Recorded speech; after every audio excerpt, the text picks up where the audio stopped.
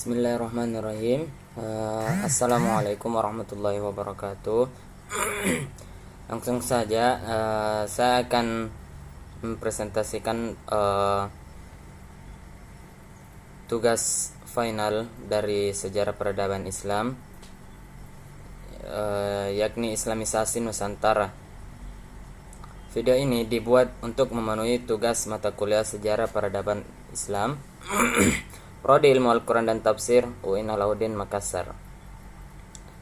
Langsung saja, pola Islamisasi di Nusantara. Proses Islamisasi yang terjadi di Indonesia terjadi secara bertahap dan berlangsung selama berabad-abad. Ini disebabkan karena mengubah pola pikir dan kebiasaan masyarakat sulit dilakukan. Apalagi sebelum Islam berkembang, pengaruh Hindu, Buddha, dan kepercayaan lokal telah mengakar dengan kuat. Penyebaran agama Islam di Nusantara dilakukan dengan cara yang damai. Islam berangsur-angsur diterima karena memanfaatkan dakwah yang bersifat adaptif terhadap karakteristik masyarakat lokal. Islam disebarkan melalui perdagangan. Mengutip dari buku Arkeologi Islam Nusantara karya Jan Rasesmita, pembawa agama Islam pada masa-masa permulaan adalah golongan pedagang. Jadi mereka sebenarnya menjadi faktor ekonomi sebagai pendorong utama untuk berkunjung ke Indonesia. Momen ini diperkirakan terjadi sebelum abad ke-13 sebelum Masehi. Sekitar abad 7-16 Masehi, Kepulauan Nusantara merupakan kawasan perdagangan internasional yang ramai dikunjungi pedagang dan berbagai bangsa, termasuk Arab, Persia, dan Gujarat. Bentuk-bentuk pola Islamisasi di Nusantara yaitu yang pertama, perkawinan. Saluran Islamisasi melalui perkawinan terjadi antara pedagang dan atau saudagar Islam dengan wanita pribumi. Melalui perkawinan inilah terlahir seorang Muslim. Alhasil komunitas Islam makin luas. Mengutip dari jurnal kajian proses Islamisasi di Indonesia, tulisan Latifah Dalimut, jalur perkawinan lebih menguntungkan apabila terjadi antara saudagar Muslim dengan anak bangsawan atau anak raja karena mereka kemudian turut mempercepat proses Islamisasi. Yang kedua yaitu pendidikan. Islamisasi juga dilakukan melalui pendidikan. Ini tidak dapat dilepaskan dari peran para pengembara sufi dan tokoh agama. Penyebaran Islam melalui pendidikan awalnya terjadi di lingkungan keluarga, kemudian berkembang di surau, masjid, pesantren, dan akhirnya masuk di rumah para bangsawan. Yang ketiga yaitu dengan tasawuf. Islamisasi melalui tasawuf merupakan ajaran ketuhanan yang berfokus pada pembersihan diri. Para ahli tasawuf juga memiliki ilmu menyembuhkan penyakit dan pengetahuan soal magis.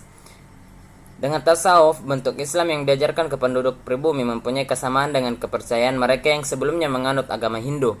Dengan demikian, agama baru ini mudah dimengerti dan diterima. Yang keempat yaitu kesenian. Islamisasi melalui kesenian juga menjadi media dakwah Islam. Para penyebar agama Islam tidak mengubah kebudayaan yang telah ada, namun memanfaatkan kebudayaan tersebut sebagai sarana untuk menyebarkan agama. Sunan Bonang merupakan sosok di balik tembang Tombo Ati. Selain itu, Sunan Bonang juga seorang dalang. Beliau mengubah lakon dan memasukkan tafsir-tafsir khas Islam dalam cerita. Jalur Islamisasi di Nusantara. Yang pertama yaitu teori Gujarat. Teori Gujarat merupakan teori tertua yang menjelaskan tentang Islamisasi di Indonesia. Dinamakan teori Gujarat karena berpatokan pada pandang bahwa masuknya Islam ke Indonesia melalui para pedagang dari Gujarat. Ada dugaan bahwa pencipta dasar teori ini adalah Snow Horgens. Dapat disimpulkan bahwa para ahli menyatakan pendapat tersebut penganut kebudayaan Hindu membuat seakan-akan segala perubahan sosial, politik, ekonomi, budaya, serta agama di Indonesia tidak lepas dari pengaruh India. Yang kedua, teori Mekah. Teori ini sendiri dicetuskan oleh Hamka di dalam pidatonya Sadis Natalis di PTIN ke-8 di Yogyakarta pada tahun 1958. Dalam hal ini, Hamka berpendapat bahwa ia menolak pandangan yang mengatakan bahwa Islam masuk ke Indonesia berasal dari Gujarat.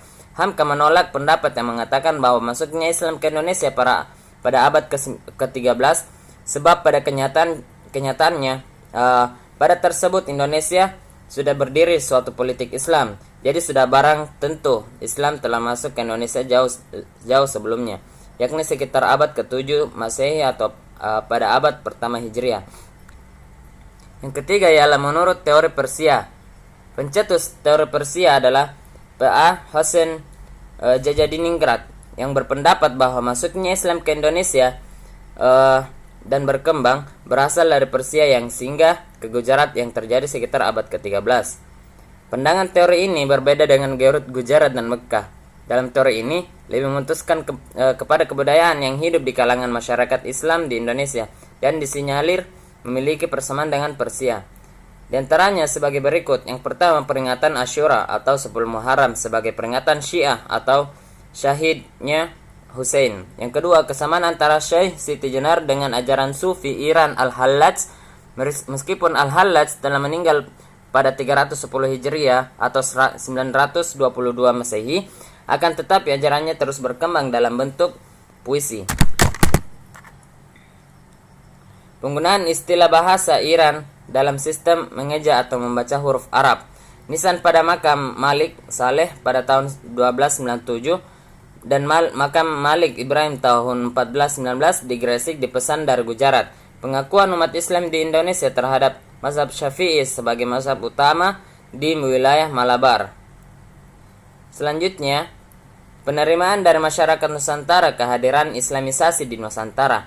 Menurut Hamka, orang-orang Nusantara sebelum menganut agama-agama, di dalam jiwa mereka telah ada persediaan untuk menerima kehadiran agama. Di dalam jiwa mereka sudah mulai tumbuh kepercayaan. Ada dua hal, kata Hamka, yang menyebabkan tumbuhnya kepercayaan itu. Pertama, alam sekeliling. Kedua, soal hidup dan mati. Maka ketika proses Islamisasi di Nusantara terjadi, masyarakat pada waktu itu pun merespon positif masuknya agama Islam karena ada dua faktor, yaitu internal dan eksternal. Faktor internal antara lain syarat masuk Islam sangatlah mudah, tidak ada kasta dalam Islam dan penyebaran Islam disebarkan secara damai. Faktor eksternal yang mendorong perkembangan Islam adalah agama Islam mudah masalah kekayaan, kemampuan militer, dan konflik politik. Mungkin cukup sekian yang sempat saya sampaikan dari presentasi tugas sejarah peradaban Islam tentang Islamisasi Nusantara. Kurang lebihnya mohon dimaafkan. Akhirul kalam, nuwun wal qalami wa ma yasturun. Assalamualaikum warahmatullahi wabarakatuh.